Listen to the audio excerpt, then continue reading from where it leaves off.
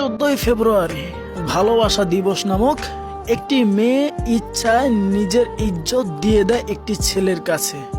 ভালোবাসার দোহাই দিয়ে একটি ছেলে তার যে মনের ভিতরে একটি বাজে চিন্তা ভাবনা থাকে তার স্বপ্ন পূরণ করে থাকে।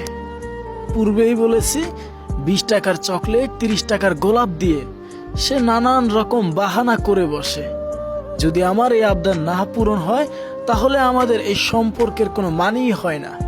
বলতে না বলতেই এই 14 ফেব্রুয়ারির আগে থেকেই নানান রকমের কার্যকলাপ হয়ে গেছে, তবে বোনরা একটাবারের জন্য সচেতন হতে পারেনি।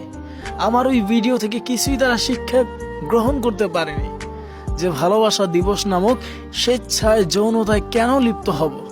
আমার বাবা মায়ের ইজ্জত রয়েছে, আমি আমার বাবা মায়ের ইজ্জতের চাদর, তারপরেও কেন আমি এই ভুলটা করব।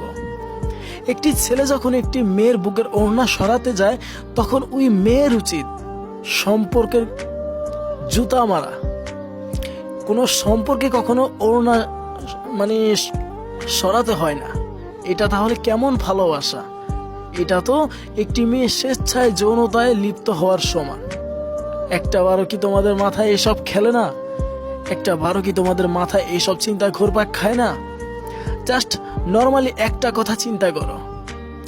সাপোজ তুমি ভালোবাসার প্রমাণ দিতে গিয়ে স্বেচ্ছায় বুকের ওড়নাটা সরিয়ে নিলে, জাস্ট সেই মুহূর্তটা শেষ হওয়ার সাথে সাথেই দেখবা ওই ছেলেটা পল্টে নিছে। কিসের ভালোবাসা? তোমাকে চিনেই না, অথচ তুমি নির্বোধ মেয়ে ভালোবাসার প্রমাণ দিতে গিয়ে আরো কত কিছুই না করে বসলে। বাবা মার ইজ্জত একটাবারও ভাবলে না? না নিজের আত্মসম্মানের কথা চিন্তা করলা?